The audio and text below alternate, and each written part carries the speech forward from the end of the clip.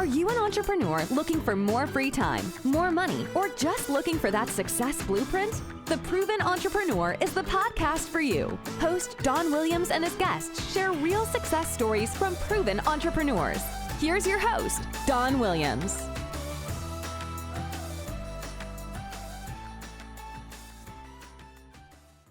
Hey, Don Williams here with today's episode of the Proven Entrepreneur Show. I have got a real treat for you today. Lubo Smid, co-founder and CEO of STRV. It's a software design and engineering company that builds products for people like Barry's, The Athletic, Microsoft, Class Dojo. He's passionate about cutting edge tech. We've already talked about tech that doesn't work today. He's Forbes 30 under 30 entrepreneur, constantly pushing the envelope, and he splits his time between Los Angeles and Prague, unless he's on some crazy adventure cycling or skiing way off the beaten path. Welcome, Lubo. All right, Don, thank you so much for a lovely introduction. So happy to be here on the podcast with you. I am thrilled to have you, one of my very best friends. I'll say escape. She would say escape from Prague 25 or 30 years ago. Yeah. And so, all right. So I'm going to take you back all the way to little Lubo, 5 years old, okay, up to 18.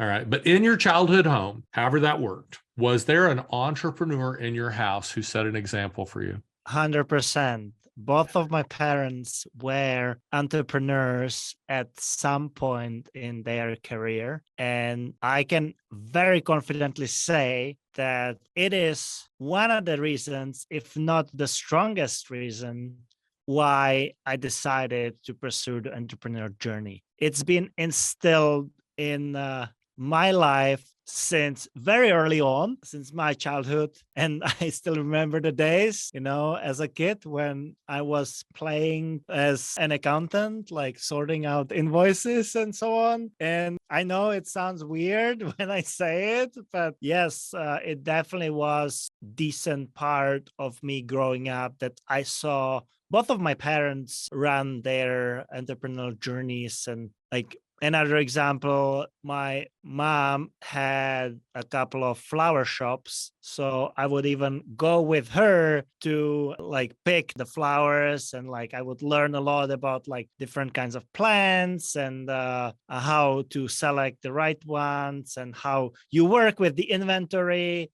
And so on. So there's just so many of these examples. And I'm very happy that you actually asked that question, because yes, that was definitely the influence. I have seen it right in front of me. And I think that's one of the reasons why I'm here. Love that. And I'm guessing when your mom and dad were entrepreneurs, it wasn't that easy there. Oh, it was not. They have, of course, there have been moments of huge successes, and there have been moments where things were not going so well and quite problematic, and issues on all fronts. And I think that's what the entrepreneurial journey is all about, that it is like a roller coaster ride, and you have the successes to celebrate, but you also have the valleys that you need to get through that are filled with obstacles, challenges,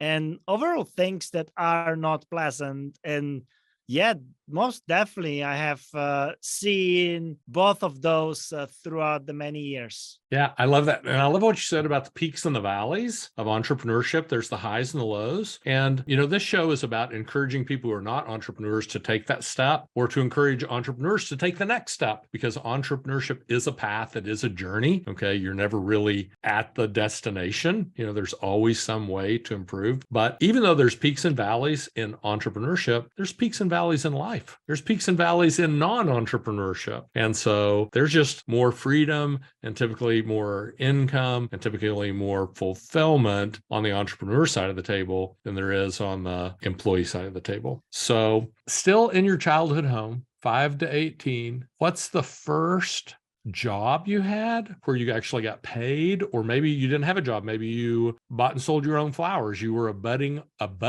entrepreneur. Okay. What was the first thing you did where you traded time, effort, and ingenuity for currency? Yeah. like, of course, like as both of my parents were entrepreneurs since the very early childhood, I was helping them with their businesses, but I would not really consider this being the first experience. What I would go back and look at is my first internships, and then later on also me taking a job at a construction site and trying it all. I worked as a security guard during summer nights. I tried all sorts of things, and as I was, I think, building up my future path that led me to be building software, I was still combining the two, and that was interesting. So I would be working as like a night security guy, and while doing that, right, you don't really do much. You just need to be there in case something happens. So I would leverage the time to actually code and learn other things. And I think that you can apply that to many of other things, right? As you are navigating your life, if the job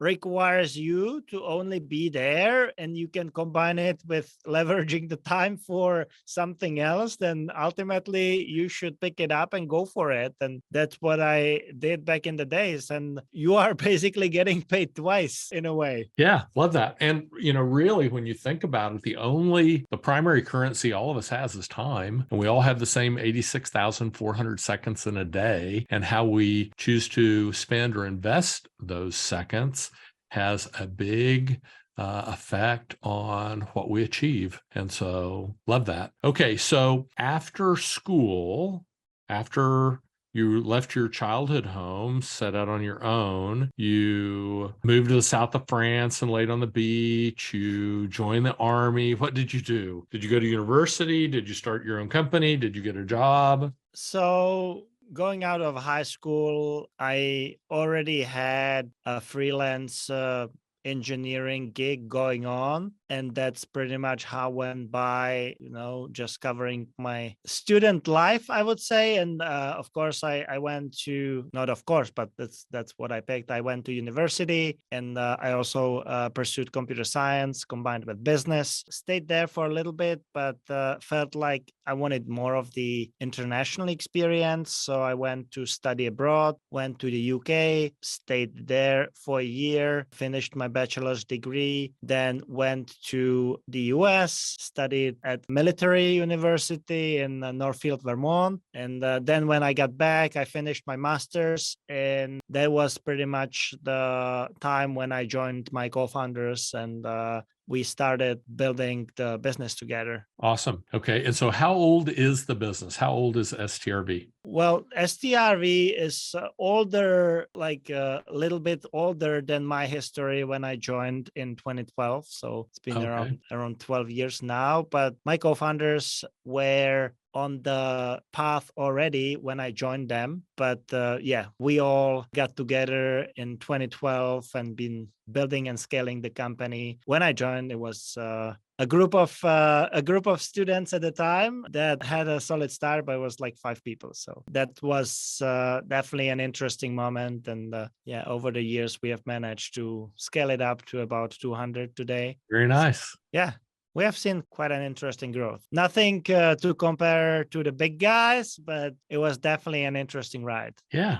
No, that's awesome. So thinking back across your entrepreneurial career, I want to ask you about a hard lesson. So something that happened where when it happened, you're like, man, that hurts. And maybe today, maybe after some time and distance and some retrospection, you look back and say, hey, that was a pretty good thing for us to happen. But at the time, it did not seem good. It hurt. Do you have a moment you can share? I have many moments like that. And I think as you are asking this question, for me, it really comes down to integrity that I have as a person. Because I feel like I operate, from my perspective, a very high degree of integrity. But sometimes you just realize that if you operate that way, you would expect that the same will return on the flip side to you. And unfortunately, after having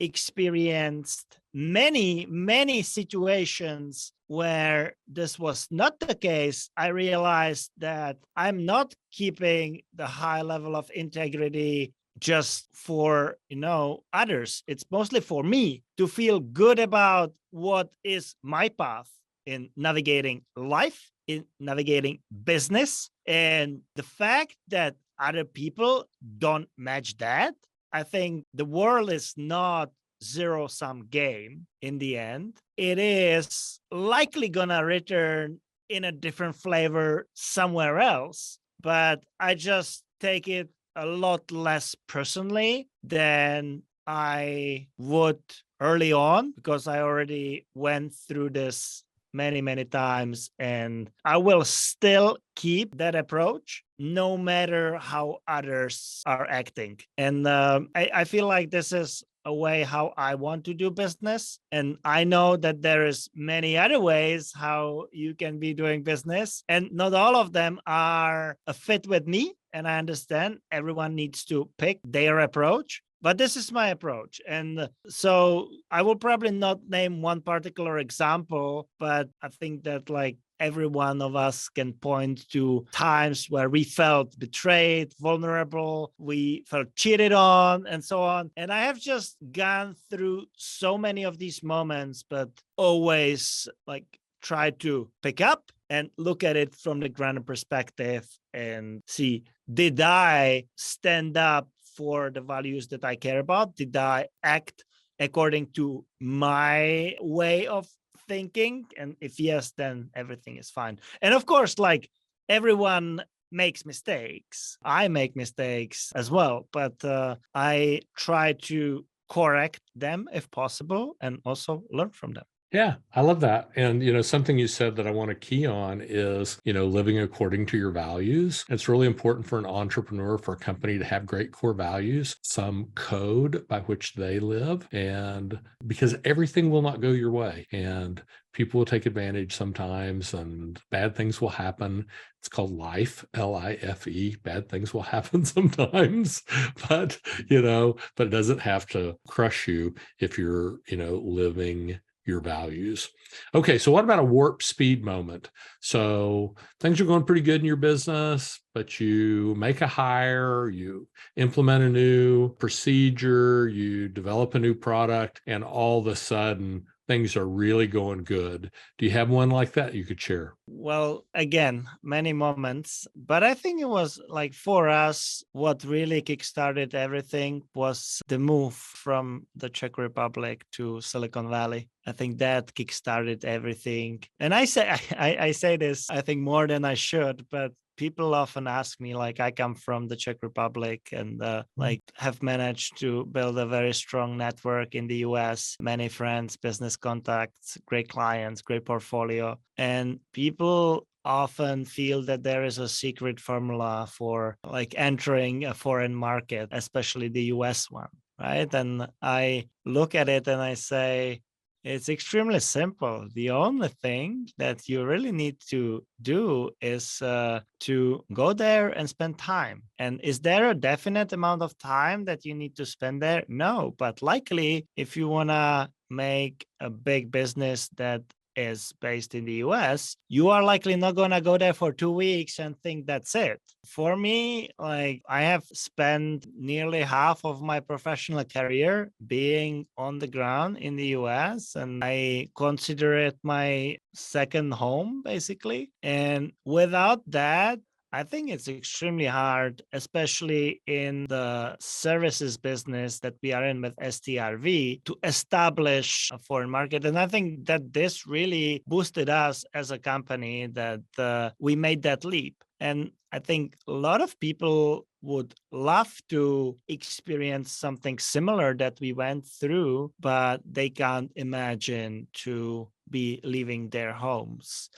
That is tricky. I know it's not for everyone, but that's the most straightforward path. And that's, I think, what gave us the scale. And was it easy when we got there? Definitely not. I think that there is a lot of other things that you need to get through. But I think just by doing the move, it sets you apart from anybody else. In the same way as I was talking to a friend of mine, Ryan Rothman. He's a Hollywood actor, now also turned into entrepreneur, running his own startup. And he was telling me about auditions and how just being prepared sets you apart from 80% of the people that are not prepared for the auditions. And it's not just the auditions, it's fundraising, it's interviews. You can apply that for anything that you do in life. And if you are prepared, then you are setting yourself apart from a large group of people already. And I think that it ties very nicely with me describing how just the move already sets you apart as well. I love that. And so, there's another saying that showing up is like 50% of success. Just actually show up, be on time, have a smile on your face, be willing, and then to be prepared. That puts you ahead of another 30 or 40%. And then obviously not too many worldwide premier software companies based in the Czech Republic, but Silicon Valley is kind of the epicenter for that. So, it just kind of makes sense. But what you either had to overcome or what many other people don't overcome is the fear of the unknown. It's not really the fear of moving. It's just the fear of, hey, I don't know what's going to happen. And so one thing I think entrepreneurs do really well at, if you get out of your comfort zone, you go places other people don't go, things will happen for you that don't happen for other people because you're actually out there doing it. So what about a nugget of wisdom, Lubo? Something that you hold near and dear, that either this show is for people who've not yet started their entrepreneurial journey, and so they're looking to take that first step, or people who started their path and are looking to take the next step. Because as you and I know, there's no final destination. It's not like I've got to the train station, I'm done. There's always a next step. So what's some nugget of wisdom from you, Lubo? I think, as you mentioned, the journey is the destination, and you have to enjoy the journey. And if you are asking a nugget of wisdom, and I like the term a lot, to me is that, like, if you pick a path, then just make sure that this is something that you are passionate about, that you can carry on doing it for a long, long time, that you actually can make it somewhere, but also that you are in line with the purpose and you see it. Because the way I approach things, and it's definitely a positive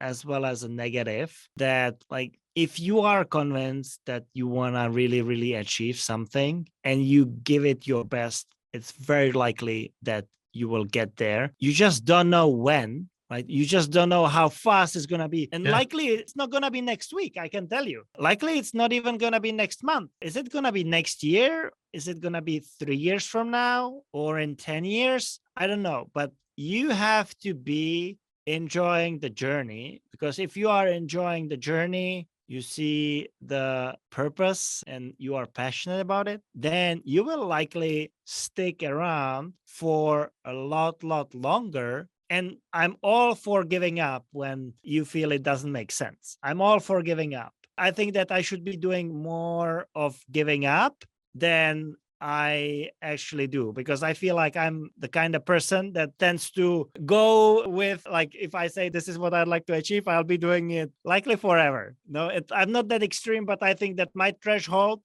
for letting things go is little too high. But at the same time, you don't want to have this threshold too low. So finding the balance and just making sure that you optimize for success. And I think you optimize for success if you can actually keep doing something for a decent amount of time. And like, I see many people around me that tend to jump from one thing to another, and then back and forth, and they are not convinced and whether this is the right thing. And I see them struggle, and I see them not being able to carry on for some time. And I'm not saying that you need to be following the path that I'm following. I've been doing the same thing for the past 13 years or so, and I still enjoy it and I still keep doing that. Maybe that's not necessary, but like, don't expect that if you switch things every 3 to 6 months, that something super meaningful will definitely come out of that. Can it?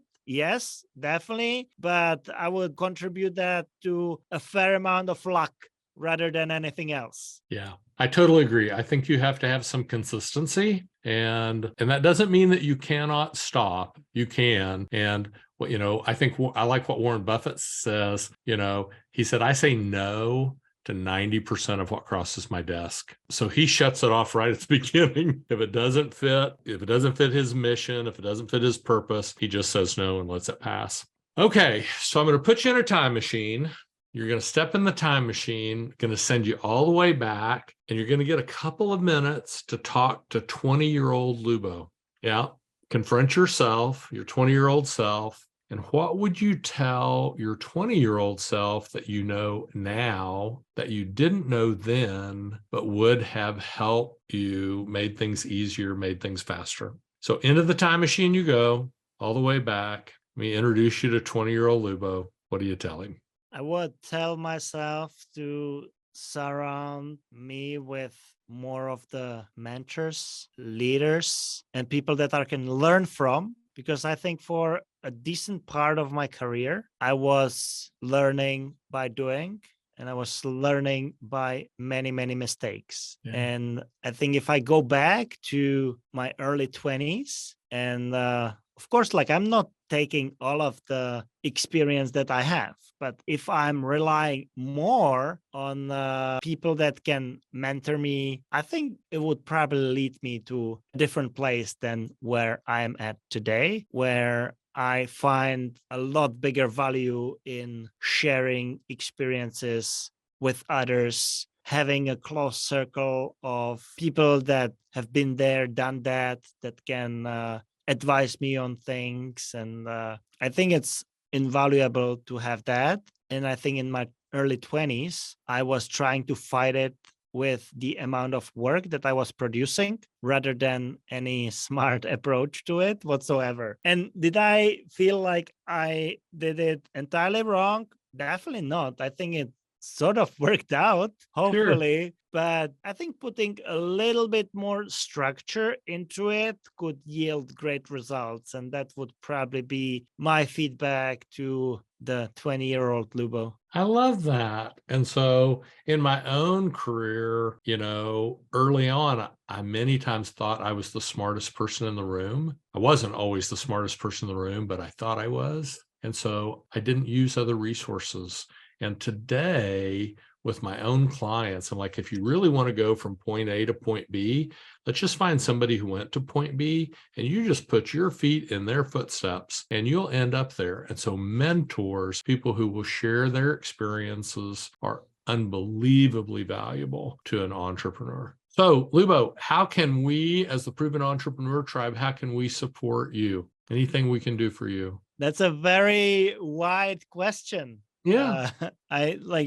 We tend to do many things with STRV. Of course, we focus on building great digital products. And if there is something where we could be helpful, I think we would love to explore that opportunity. So if there is maybe any entrepreneurs that are looking for having a strong tech partner, then it's not just gonna help me, but we can actually help both ways, hopefully, and build something great together. So that probably would be the ask from my side, because of course, over the years, we have gathered a lot of skill and experience in terms of building digital products and launching them, marketing them, scaling them, ranging from all kinds of mobile apps in the App Store, Google Play, or web solutions. And today, of course, artificial intelligence, that is booming, and we have a strong team around that. And so I would just love to hear from people that would be interested in chatting more about that, and that could potentially be something fun to do together. Awesome. And what would be the best way for someone to reach out? Should they go to the website? Should they call a number? What's best? I think the best that I would suggest, we are talking here, and I perceive this as like a little nice unofficial conversation. And I always like when people hit me up in DMs on Instagram or Twitter or LinkedIn. It's fairly simple. Lubo Smid is my username everywhere. I have such a benefit of having a very unique name that it's extremely easy to find me. But those would be probably the preferred channels. Awesome. So if you have a need, if you want to talk about putting technology to work for your business, reach out to Lubo, Lubo, last name Smid, Smid, almost everywhere on social media, and that'll go directly to him. So Lubo, I am so grateful for you joining me today and sharing your wisdom. And so thank you very, very much. Thank you, Don, for having me. I had a blast. Okay. And that's today's episode of the Proven Entrepreneur Show. See you next time. Thanks. Bye. That's today's episode of The Proven Entrepreneur. Go to provenentrepreneurshow.com, subscribe to the show, leave an iTunes review, and you could win a $25,000 VIP day in Dallas with Don himself. And get Don's easier and faster selling with video course free. Please join Don on the next episode of The Proven Entrepreneur.